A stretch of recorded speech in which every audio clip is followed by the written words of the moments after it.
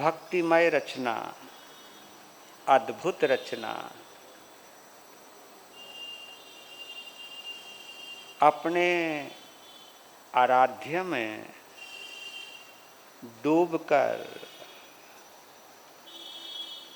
उनमें समाहित होते हुए प्रतिकूलता में भाव प्रधान ये जो अद्भुत रचना रची है, परमात्मा के प्रेम में डूबकर जो विरह गीत लिखा है, जिसका नाम श्री भक्ताम्र स्तोत्र की इस भाव यात्रा की पवित्र प्रवचन श्रृंखला में आप सभी का हार्दिक हार्दिक स्वागत करता हूं और आप सभी के उज्जवल भविष्य की मंगल कामना करता हूं।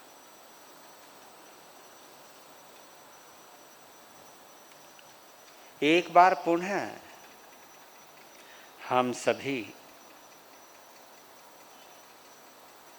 अपनी पुण्यवानी की अनुमोदना करते हैं और अपने सौभाग्य की सराहना करते हैं कि हम भी उन खुश नसीब लोगों में हैं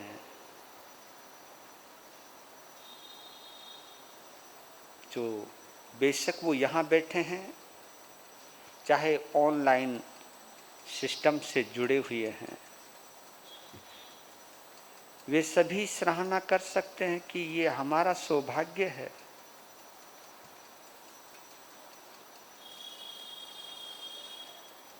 कि 1200-1300 वर्ष पहले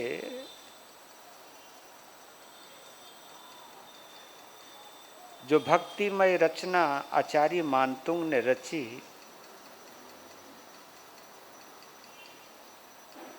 उस रचना के साथ हम सभी का एकाकार होने का पुरुषार्थ चल रहा है।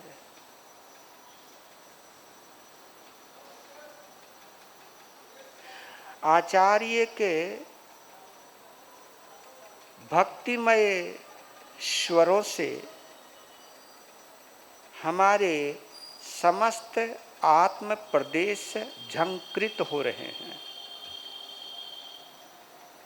समस्त आत्म प्रदेश स्पंदित हो रहे हैं, यानी हमारी आत्मा का प्रत्येक आत्म प्रदेश उस परमात्मा की अद्भुत गुण गरिमा से, गुण गान से आप्लावित हो रहा है। यानी उस गुण सागर में डूबने का या डुबकी मारने का सौभाग्य प्राप्त हो रहा है। ये वो भक्ति की गंगा है जो गंगा हमारे कानों तक खुद आई है, या इस गंगा के आकर्षण में बंधकर हम चाहे अपने सिस्टम पर बैठे हैं, चाहे प्रेम भवन के इस प्रांगण में बैठे हैं, इस गंगा जल का मधुर जल जिसमें अद्भुत मिठास है, जिस जल में प्रभु का वास है, जिस जल में भक्ति का एहसास है, उस जल का पान करने का सौभाग्य प्राप्त हुआ।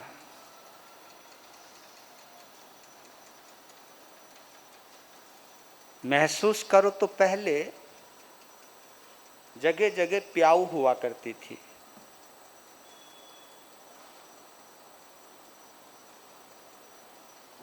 तो प्यासा प्याऊ को ढूंढता हुआ जब जाता था और प्यास जब मिटाता था तो उसे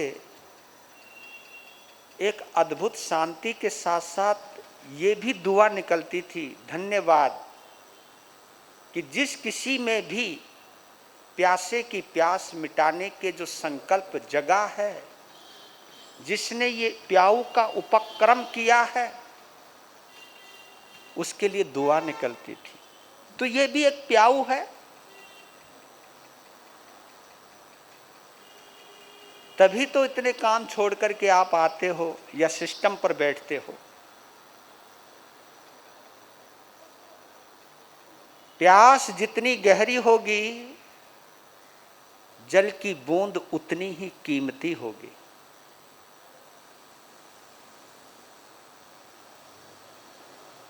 जल की बूंदों में उतना ही आनंद और तृप्ति की अनुभूति होगी। ये चमत्कार है भक्ति का, ये आराधना की ताकत है, ये साधना की शक्ति है कि परमात्मा का भक्त या भगवान का भक्त कभी चिंतित नहीं होता है।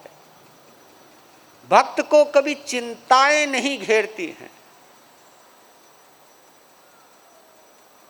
और जो चिंतित रहता है, एक बात पक्की कि अभी वो भक्ति के रंग में रंगा नहीं है। ये हमें स्वीकार कर लेना चाहिए कि मेरी भक्ति में ही कमी है। करूं आराधना उसकी,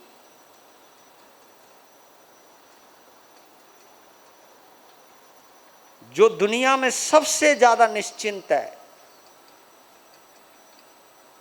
और सबसे ज्यादा निश्चिंत है, क्योंकि अभय दाता है वो, अभय दयानम है। अभय दयानम का मतलब है निश्चिंत, कोई चिंता नहीं। आराधना में उसकी कर रहा हूं जो सबसे निश्चिंत है, लेकिन फिर भी मैं चिंतित हूं। लगता है कोई मेल मिलाप में कमी रह गई है। और उसी मेल मिलाप की चर्चा इस 10वें श्लोक में कर रहे आचार्य मानता हूं, क्योंकि आज भी इसको थोड़ा सा हम टच कर लेते हैं। कुछ रह गया था, उसको और महसूस कर लेते हैं, उसको और समझ लेते हैं। पहले हम बोल लेते हैं, है ना। नात्यद्भुतम भुवन भूषण भूतनाथ। एक बार जयकारा लगा लो, बोलिए आदिनाथ भगवान की। नात्यद्भुतम भुवन भूषण भूतनाथ।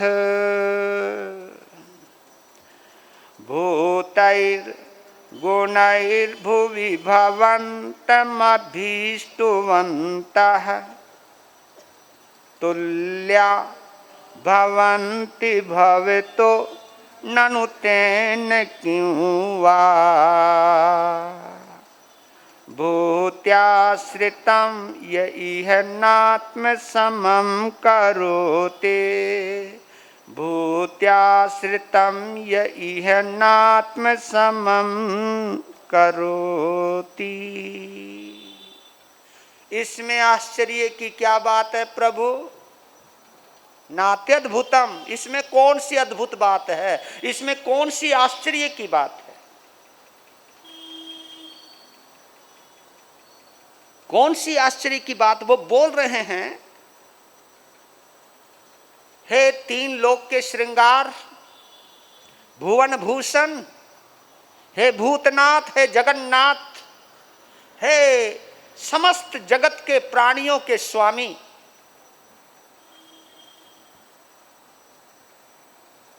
आप में विद्यमान गुणों की स्तुति करने वाला। भूतैर गुणैर भुवि भवंत मभिष्टुवंतः। भूतै, भूतै यानी विद्यमान, गुण ही, जो आप में गुण विद्यमान हैं, जो आप में खूबियां हैं,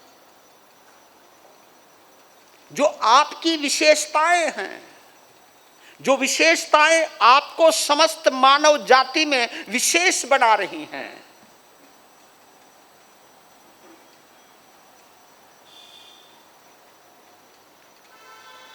और आपके गुणों को जिस आत्मा ने महसूस करना शुरू कर दिया है, भुवि कहते इस दुनिया में रहने वाले लोग, इस संसार में रहने वाले लोग, यानी इस संसार में रहने वाले लोग आपके गुणों को जो अनुभव करने लग गए, आपके गुणों की चर्चा चाहे शास्त्रों में पढ़ी हो, चाहे आगमों में पढ़ी हो, चाहे संतों से सुनी हो, चाहे स्तोत्रों से चुनी हो, और जो आपकी खूबियों में डूबने लगा, आपकी खूबियों को देखकर आपका दीवाना होने लगा, आपकी विशेषताओं को देखकर जिसने अपना दिल, अपना चित्त आपको समर्पित कर दिया, और समर्पित भी इस तरह से किया कि जो गुण मेरे आराध्य में हैं, जो विशेषताएं मेरे आराध्य में हैं, उन विशेषताओं को मैं भी स्वीकार करूं, उन गुणों का मैं भी अनुसरण करूं। क्योंकि जो आपके लिए आइडल होता है ना, आप उसी के तरह कपड़े पहनने लग जाते हो, राइट। कई लोग जिसके हीरो आइडल होते उसी की तरह वो बाल बनाने लग जाते हैं। हाँ, कई लोग तो ऐसे होते उन्हीं के जैसा चश्मा लगाने लग जाते, चाहे शकल चांद चंतुरे की हो, पर लेकिन भाई आइडल की बात है, जिसने मान लिया कि वो मेरा आइडल है, आप उस जैसी एक्टिंग करनी शुरू करते हो, क्योंकि उसे आप जीने लग जाते हो, उसके साथ आप रहने लग जाते हो। और जब उसके साथ आप रहने लग जाते हो तो वो चीजें आपके अंदर स्वाभाविक आने लगती हैं। तो ये वो भक्त हृदय है जो ये बोल रहा है। आचार्य मानतुंग बोल रहे हैं कि नात्यद भूतम भुवन भूषण भूतनाथ भूतैर गुणैर भुवि भवंतम अभीष्टवंतः।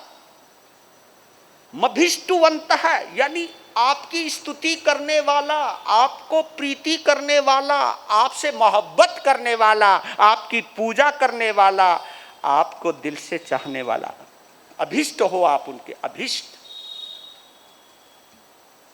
अभिष्टवंत है, ये बहुवचन है, नहीं तो इसका अभिष्टवान बनता है। अभिष्टवान कि जिसको मैं कॉपी कर रहा हूं, जिसकी मैं कॉपी कर रहा हूं वो मेरा अभिष्ट है।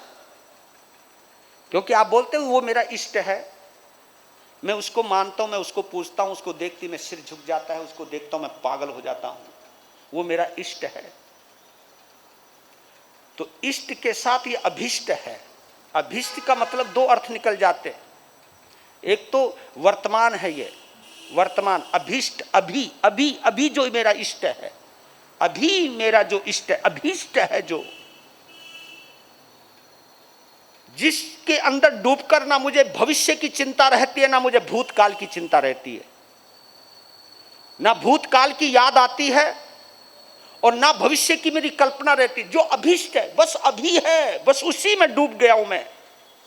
जिनकी शरण प्राप्त कर कर मेरा भूत और भविष्य से नाता टूट गया और मैं जिसमें डूब गया, ये असली मोहब्बत है। इसको कहते असली प्रीति, इसी को कहते असली भक्ति, कि जिसकी भक्ति में डूबकर हम अगला पिछला सब भूल जाएं, उसी के हो जाए। नहीं तो बंदा पूजा करे तो पुरानी बातें याद आने लग जाती है, हैं? और थोड़ा सा गुरु महाराज कह दे कि तू ये कर ले, ये कर ले, ये हो जाएगा, ये हो जाएगा, पूजा करते करते तुम कल्पना पहनने लग जाता, हाँ अब दुकान चलने वाली है मेरी, अब ये मेरा काम होने वाला है। लो जी, या तो तुम पीछे गए या तुम आगे गए, बीच में तो कुछ है ही नहीं। अब हुआ एक जोक आता है, पता नहीं तुम्हें समझ में आएगा नहीं आएगा। नहीं समझ में तो आएगा, कमाल है, मैं भी तुम्हें क्या समझ रहा हूं, समझ में आएगा। अब हुआ एक बार गांव की शादी थी, गांव में गई बारात, पुराने जमाने की बात, गांव में गई बारात।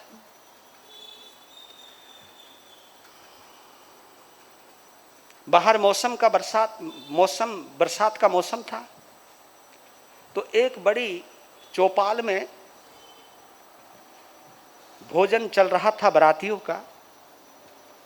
तो तप्पड़ सी बिछा देते थे पहले, तप्पड़ बिछाते, पहले खाते ही नीचे बैठ करके। ये तो फैशन बाद में आ गया, खड़े खड़े खाने का, खड़े खड़े करने का, जो भी तुम समझो, सब कुछ पता नहीं क्या खड़े खड़े करते रहते हैं। नहीं, लेकिन पहले आदमी बैठता था, जमीन से टिकता था, जमीन से रुकता था। तो पत्तल आ गई, तप्पड़ बिछ गई, पत्तलों के ऊपर अब भोजन भी आना शुरू हो गया। कहीं लड्डू आ रहे हैं, कहीं इमरती आ रही हैं, कभी बालूशाही आ रही है, कभी सब्जियां आनी शुरू हो गई। संयोग से एक बड़ा जमींदार था, एक खंभे के पास उसकी बैठने का मौका मिला। पहले बड़े बड़े पिलर होते थे, वहां बैठा था, जगह मिली थी। अंधेरा थोड़ा ज्यादा था, ज्यादा समझ लो कुछ भी, यह बेचारा पतला सा होगा, कुछ भी समझ लो। लोगों ने पत्तल तो बिछा दी उसके आगे, लेकिन जब परोसने की बारी आई तो सबको परोस जाए, उसके पास कुछ आवे ही नहीं। यार बड़ा टेंशन। और वो सब खारे मजे ले लेकर, वो देख रहा उन्हें।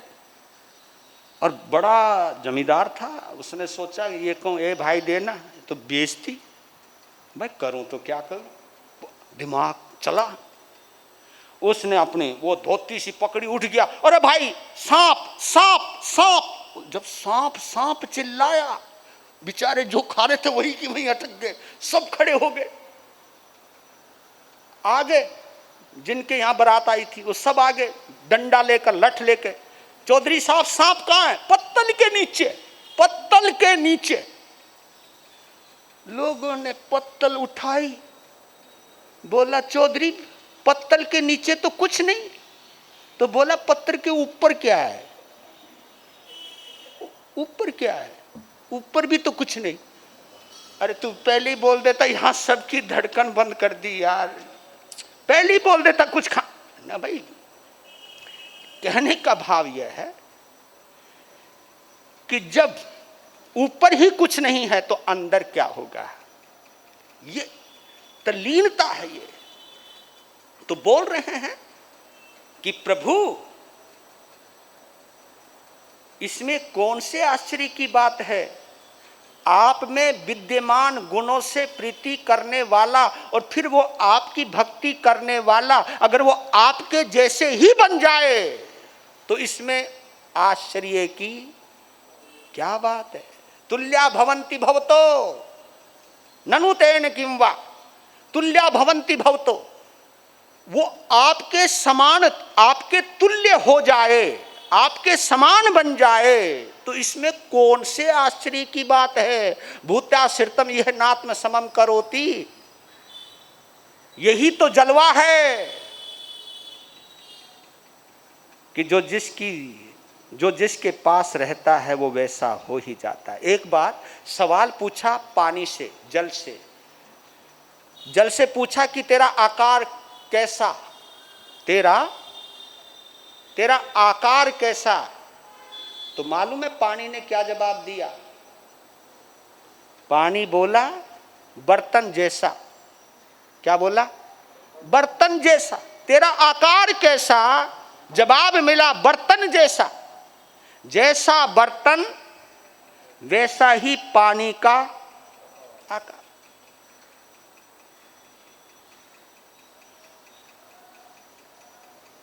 तो फिर दूसरा सवाल आया कि भक्त आत्मा का स्वरूप कैसा, भक्त आत्मा का स्वरूप कैसा। तो जवाब क्या आया? जिसका भगवान जैसा, जिसका भगवान जैसा। यही बात गीता के अंदर श्री कृष्ण अर्जुन को समझाते हुए कहते हैं। देखो अंदाजे बयां अलग अलग हो सकते हैं लेकिन सार वही निकल करके आता है। श्री कृष्ण अर्जुन को एक सवाल का जवाब देते हैं, कहते हैं कि हे अर्जुन, जो राक्षसों की पूजा करता है, गौर करना, जो राक्षसों की पूजा करता है वो एक ना एक दिन राक्षस बन जाता है। राइट? जो जिनके आइडल गुंडे मवाली गुंडे लोग होंगे वो धीरे धीरे वो भी गुंडा ही होएगा, क्योंकि वही आकर्षण उनको वहां पर लेकर के जाता है और वही बनने के लिए वो जाते हैं वहां, नहीं तो जाएगा क्यों वहां पर। तो कहा कि जो राक्षसों का ध्यान करता है वो एक ना एक दिन राक्षस बन जाता है, जो देवताओं का ध्यान करता है वो एक ना एक दिन देवता बन जाता है, और जो मेरा ध्यान करता है वो एक दिन मेरे जैसा हो जाता है। यही बात कह रहे हैं यहां पर भी। नात्यद्भुतम भुवन भूषण भूतनाथ भूतैर गुणैर भुवि भवंतम अभिष्टुवंत तुल्या भवंती भवतो ननु तेन किम वा भूत्याश्रितम यह नात्म समम करोति। ये हो ही नहीं सकता, क्योंकि ये तो आप भी कहते हो जैसी संगत वैसी रंगत, वैसा ही रंग आ जाता है जैसा संग होता है। तो यही चीज बोल रहे हैं। आपने देखा, इस चीज को थोड़ा सा मैं इस ढंग से समझाऊं। आपने GOOD गुड गुड है ना, इसको कभी महसूस किया? इस गुड के अंदर या गुडनेस के अंदर क्या जादू है। जी के बाद O आए हैं और बाद में D आया है, गुड। इस संसार में दो ही प्रकार के सागर हैं। डबल जो O है ना उसमें, वो ओशन का प्रतीक है। ओशन, ओशन किसको कहते हैं? समुद्र को कहते हैं ओशन। वो ओशन है या इमोशन है, बस समझ लो, इमोशन। ओशन एक है, एक O है संसार सागर का। हाँ, एक O है संसार सागर का और एक O है गुण सागर का।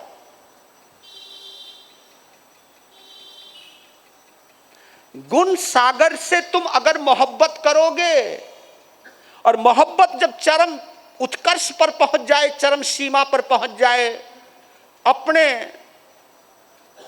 अतिशय पराकाष्ठा पर पहुंच जाए, तो कहते हैं कि एक ओ गायब हो जाता है, संसार सागर गायब हो जाता है, वो केवल गुण सागर बन जाता है। और गुण सागर बनते ही अब गुड़ में से एक ओ निकाल दो तो क्या बन गया?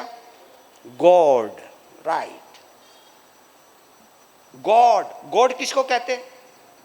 भगवान को कहते हैं। एक रूप तो यह है कि जब संसार सागर खत्म हो जाता है तो गुण सागर शुरू होता है, या गुण सागर की उपासना इस ढंग से की जाए, इस ढंग से की जाए कि संसार सागर खत्म हो जाए तो गुण सागर ही बचेगा। और गुण सागर को ही हम भगवान कहते हैं, हमारे यहाँ अरिहंत कहते हैं। जहां अब कुछ कमी नहीं रही, कोई कर्म नहीं रहा, कोई मौनीय कर्म की छाया, काली छाया, पर छाया नहीं रही, वो गॉड बन जाता है, वो अरिहंत हो जाता है। देव हमारे श्री अरिहंत। हम तीर्थंकरों को देवाधि देव कहते हैं, वो इसीलिए कहते हैं कि वो देवताओं के भी देव हैं, देवताओं के लिए भी पूजनीय है। वो देवता गुड हैं, लेकिन अरिहंत गॉड है, गॉड, क्योंकि अब वो संसार सागर का हिस्सा नहीं रहा। और जो यहां पर एक चीज कही है कि प्रभु आप में विद्यमान गुणों को महसूस करते हुए और उनको स्वीकार करते हुए और उनके अनुसार चलने का अभ्यास करते हुए मन में एक तड़फना पैदा हुई है भक्त के अंदर, जो गुण मेरे परमात्मा में हैं वो गुण मैं भी स्वीकार करूं। जैसी उनकी क्षमा है वही क्षमा मैं भी स्वीकार करूं, जैसी उनके पास सौम्यता है वही सौम्यता मैं भी स्वीकार करूं, जैसा उनमें मैत्री भाव है वही मैत्री भाव मैं भी स्वीकार करूं। देखिए, पूजा एक वाचनिक होती है, एक कायिक होती है, एक आत्मिक होती है, क्योंकि अधूरी काया की रह जाती है, अधूरी केवल वाणी की भी रह जाती है। लेकिन जब भक्ति मन वचन काय इन तीन योग को पार करके आत्मा में प्रवेश करती है तब जाकर के मोहनीय कर्म का क्षय होता है। तो दूसरी चीज और है, गुड हम अच्छाइयों को कहते हैं, गुडनेस अच्छाई को कहते हैं ना, very good, good good person, अच्छा व्यक्ति। और जिसमें अच्छाइयां हैं उसी को हम गुड पर्सनैलिटी कहते हैं, अच्छा व्यक्तित्व कहते हैं। और वो अच्छा व्यक्ति किस लिए बना? अच्छाइयों की वजह से। वो गुणवान कैसे बना? गुण की वजह से। वो सद्गुणी कैसे बना? सद्गुणों की वजह से। तो कहते हैं कि गुणों की पूजा करते करते, गुड की पूजा करते करते वो एक ना एक दिन, जो गुड होता है उसे भक्त भी कहते हैं, जो गुड होता है उसे हम भक्त भी कहते हैं, और जो भक्त होता है वो एक ना एक दिन भगवान हो जाता है। पहले गॉड बनने से पहले, बोलो बोलो, गुड होना बहुत जरूरी है। भगवान बनने से पहले इंसान होना बहुत जरूरी है। बिना इंसान हुए हम भगवान की अनुभूति नहीं कर सकते। इसलिए यही सार निकाला है यहां पर। एक वैष्णव कथा आती है कि एक बार श्री राम पूछने लगे सीता से कि सीते, तुम्हारा आराध्य कौन है? गौर कीजिएगा, तुम्हारा आराध्य कौन है? आप हमेशा किसका नाम लेती हो? आप हमेशा किसको याद करती हो? आप किसका ध्यान करती हो? तो सीता ने एक ही जवाब दिया, चाहे दिन हो चाहे रात हो, हर पल मुझे तुम्हारा ही ध्यान रहता है, मैं तुम्हें ही ध्याती हूं, तुम्हारे अलावा मुझे कोई नजर ही नहीं आता, तुम्हारा ही स्मरण करती हूं। चाहे आंख बंद करूं चाहे आंख खोलूं, मुझे तुम नजर आते हो। इतना सुनते ही राम उदास हो गए। जब उनको उदास देखा तो सीता ने पूछा कि आप उदास क्यों हुए?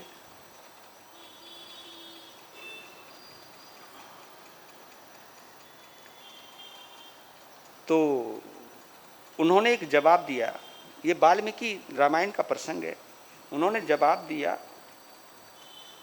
कि मैंने ऐसा सुना है, यो यद ध्यायति सह तद भवति, यो यद ध्यायति स तद भवति। यानी जो जिसका ध्यान करता है, यो यद ध्यायति, जो जिसका ध्यान करता है, सह तद भवति, वो वैसा ही हो जाता है। सीते, अगर तू मेरा ध्यान करेगी तो तू राम बन जाएगी, मैं तो अकेला रह जाऊंगा, मैं तो अकेला रह जाऊंगा। पास में हनुमान थे। देखो क्या गजब का जवाब। ये हनुमान ऐसी तो भक्त नहीं बने, उनको राम भक्त हनुमान कहते हैं। उनकी बड़ी बड़ी चीजें, बड़ी बड़ी पॉजिटिविटी है। मैं, आप सुनोगे उनकी, मैं वो भी एक प्रसंग सुनाता हूं कि वो कौन सी सोच थी जिन्होंने हनुमान को राम भक्त हनुमान बनाया। तो उनकी सोच पहले यहां सुन लीजिए। जब राम उदास हुए तो राम की उदासी हनुमान से देखी नहीं गई। हनुमान ने कहा, प्रभु इसमें उदास होने की क्या बात है? हाँ? बहुत सिंपल। अगर राम राम रटने से सीता राम बन जाती है तो आप भी सीता सीता सीता सीता रट लो ना, तुम भी सीता बन जाओगी। क्या फर्क पड़ता है? वो राम बनती है, आप सीता बनती हो, तो क्या फर्क पड़ता है? रहोगे तो साथ में। चाहे वो राम बने, चाहे तुम सीता बनो, चाहे तुम सीता बनो, चाहे वो राम बने, क्या फर्क पड़ता है?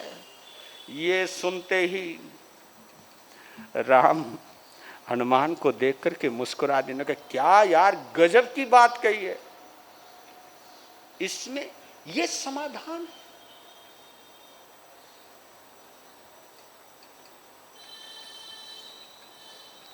हनुमान का एक प्रसंग आता, वो भी आपने सुना होगा, कि जिस वक्त पूरी वानर सेना भक्त शिरोमणि हनुमान के नेतृत्व में लंका तक जाने का एक पुल बना रही थी, उसका नाम रामेश्वरम है, मतलब साउथ के अंदर है, उसी के पास श्रीलंका है पास में।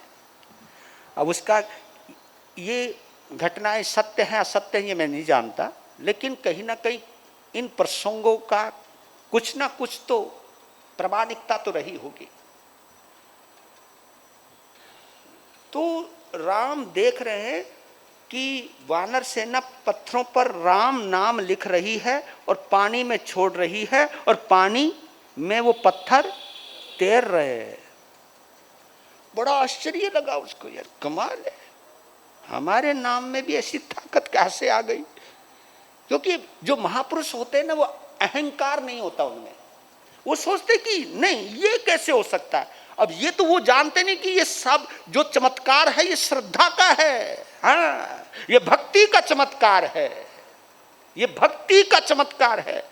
लेकिन पत्थर भी तभी तिरता है जिसका नाम लिखा जा रहा है, वो भी इतना सरल और विनम्र हो। पर लेकिन असमंजस में पड़ गए राम, सोचने लगे यार ये बात समझ में नहीं आई। कुतूहल पैदा हुआ, सोचने लगे मैं भी है ना एक पत्थर मैं भी छोड़ के देखूंगा, हाँ पर लेकिन सबके सामने नहीं, हाँ कभी मेरा पत्थर डूब गया तो, और ये भी टेंशन हो गई, अगर मेरा पत्थर डूब गया तो मुश्किल खड़ी हो जाएगी। जब कोई नहीं होगा उस वक्त मैं पत्थर छोड़ के मैं भी देखूंगा। वो इंतजार देखने लगे। सुबह सुबह जल्दी जल्दी आए, उन्होंने इधर उधर देखा कि कोई है नहीं। एक पत्थर उठाया चुपचाप, फिर भी धड़कन बड़ी तेज है।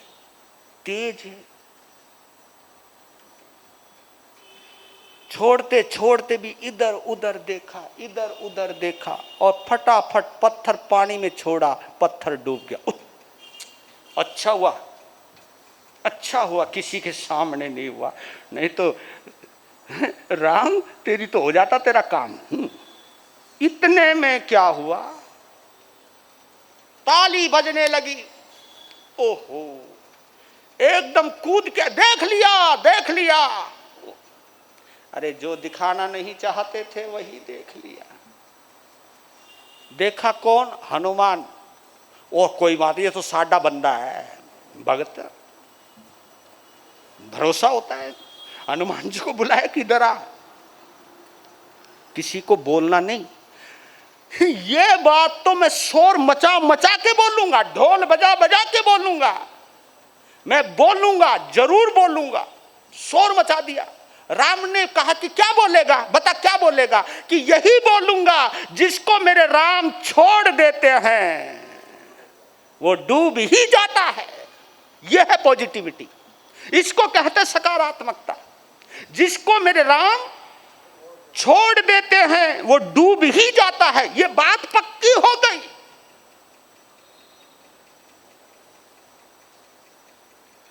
राम कुछ और सोच रहे हैं और हनुमान कुछ और सोच रहे हैं। ये सोच ही भक्त को भगवानमय बनाती है। अगर आप हनुमान की जगह होते क्या सोचते? सच बताएं, ले जो खुद ही डूब गया वो क्या। क्योंकि आज इस कलयुग के अंदर नेगेटिविटी सबसे ज्यादा है। आप हर बात में पहले नेगेटिव पहलू ढूंढते हो। नहीं तो भगवान तो ये कहते कि जिंदगी में कोई ऐसा हिस्सा ही नहीं है जहां तुम पॉजिटिविटी ना देख सको, लेकिन देखने देना। और आपको बतला देता हूं, केवल हार्ट ही है, चित्त ही है,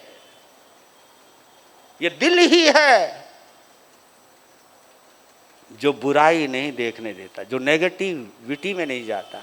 आपका माइंड है बड़ा खतरनाक, ये कितनी भी कोशिश करो जल्दी से पॉजिटिव नहीं होता। ये पॉजिटिव तभी होता है जिसका हार्ट मजबूत होता है,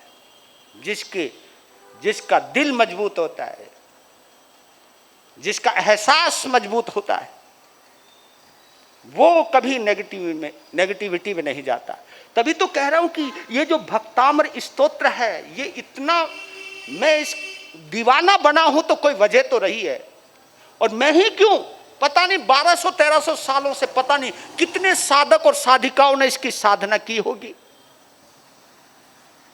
ये तो पॉजिटिविटी का भंडार है। अगर तुम आदिनाथ के होकर के पूजा करो तो कुछ भी बुरा ना हो, पर लेकिन आप किसी बीमारी को दूर करने के इरादे से, अपना दुख मिटाने के इरादे से, अपनी सत्ता बचाने के इरादे से, अपना सम्मान बढ़ाने के इरादे से अगर तुम पूजा करोगे, अपना अहंग, ये सब चीजें मैं बतला रहा हूं। कौन सी चीजें बतला रहा हूं? ये जो बातें मैंने गिनाई हैं वो इसलिए गिनाई हैं, इन सब बातों का कनेक्शन या रिलेशन अगर किसी से तो मोहनीय कर्म से है। तो मोहनीय कर्म को मजबूत करने के लिए अगर तुम भगवान की भक्ति करना चाहते हो तो ये तो भगवान के साथ ही अन्याय हो गया कि जिसके पास मैत्री की संपदा है, आप उसकी पूजा मोहनीय कर्म को बढ़ाने के लिए कर रहे हो, जबकि मोहनीय कर्म को घटाने के लिए अरिहंत परमात्मा की साधना की जाती है। यहां पर मिस्टेक हो रही है। हम भक्तामर की भी साधना करते तो स्वार्थ में करते हैं, संसारिक चीजों के लिए करते हैं। हम भक्तामर की साधना भगवान आदिनाथ को अनुभव करने के लिए नहीं करते। और जो स्तोत्र जिस चीज के लिए बना है, आप एक बार बन के तो देखो, ये जो चीजें बीमारियां हैं ये सब हट जाएंगी, क्योंकि जितनी बीमारियां हैं वो नेगेटिविटी की बीमारियां हैं। हाँ, ये नकारात्मकता की बीमारियां हैं। ये जितनी भी शरीर में रोग है, मन में रोग है, मोहनीय कर्म के प्रभाव से, मोहनीय कर्म महारोग है। ये जितनी भी बीमारियां, फ्रस्ट्रेशन है, शुगर है, या जो भी अंग अपंगता है, ये जो भी कुछ भी है, सब अशुभ कर्म का प्रभाव है। अशुभ कर्म पाप कर्म से जुड़ा हुआ है, पाप कर्म मोहनीय कर्म से जुड़ा हुआ है। जब आप भगवान की भक्ति करते करते परमात्मा में डूब जाओगे, उसकी ऊर्जा से एक मेक हो जाओगे, तो फिर आपकी अंधेरी जिंदगी में उजाला तो अपने आप ही हो जाएगा। आप तो केवल भक्ति का दिया जलाओ, अंधकार दूर अपने। हम सोचते हैं कि अंधेरा दूर करने के लिए दिया जलाओ, आप ये सोच रहे हो ना, अंधेरा दूर करने के लिए दिया जलाओ। आप दिया जलाओ ना, बस ये भावना नहीं आ पाती। ये इसलिए अद्भुत है ये। और आपने देखो तीर्थंकर गोत्र के बंद करने के लिए जो बोल रहे ना, तुल्या भवंती भवतो तेन किंवा भूता श्रितम या नाथ समम करोति। तीर्थंकर गोत्र का बंद करने के लिए 20 कारण हैं, तो उन 20 कारणों में सब चीज आ गई है, सब चीज आ गई है। अगर तुम गौराई करो, अरिहंत, सिद्ध, प्रवचन, सुरत ज्ञान, गुरु, धर्मोपदेशक, स्थिर, बहुश्रुत, उपाध्याय, तपस्वी, इन सब सातों की अगर आप सेवा कर रहे हो, निस्वार्थ होकर के इनकी सेवा कर रहे हो, तीर्थंकर गोत्र का उपार्जना हो जाती है, तीर्थंकर गोत्र का बंद हो जाता है। इसी के अलावा ज्ञानाधिक जो हैं, हम अगर आगमों का बार बार स्वाध्याय करते हैं, अगर हम बार बार भक्तांबर का पठन करते हैं, लेकिन इसका अर्थ में डूब करके अगर हम इसका पठन पाठन करेंगे और भक्तांबर पढ़ते पढ़ते भगवान आदिनाथ के स्वरूप को अपने सामने अनुभव करते चले जाएंगे, और एक शब्द और आता क्षण लव। क्षण लव मतलब 20 भेदों में क्षण लव आया है। क्षण लव का मतलब जानते हो कि अगर भक्ति करते करते ऐसा रोमांच आ जाए, ऐसा क्षण आ जाए, क्षण लव, एक ऐसा पल आ जाए, ऐसा पल आ जाए जिन पलों में आप अपने को भूल जाओ, शरीर को भूल जाओ, संसार को भूल जाओ, दुकान को भूल जाओ, मकान को भूल जाओ, दुनिया को भूल जाओ, परमात्मा के हो जाओ, केवल परमात्मा के हो जाओ। उन पलों में अगर उन पलों में भी आप तीर्थंकर गोत्रिका बंद कर सकते। क्षण लव कहते किसको है? एक पल भी दीवानगी आ जाए, जिस दीवानगी के अंदर आप पूरे संसार को भूल जाओ, तीर्थंकर गोत्र का बन। ये मस्ती है, ये भक्ति है। देखो डूबना तो पड़ेगा। अगर आपने अपना कपड़ा साफ करना है तो भैया साबुन के पानी में अच्छे ढंग से बस डुबाना तो पड़ेगा। और जो रगड़ते हो ना, रगड़ने का मतलब जानते हो? भगवान की भक्ति करते करते जो तुम्हारी रगड़ाई होती है, यानी तुम्हारे ऊपर जो मुसीबतें आती हैं, तो उस वक्त भगवान को दोष मत देना, बल्कि भगवान का प्रसाद समझकर स्वीकार कर लेना। आपके कष्ट भी मिटेंगे, आपके कर्म भी मिटेंगे, आप परमात्मा भी बनेंगे, आप परमात्मा के करीब भी जाएंगे।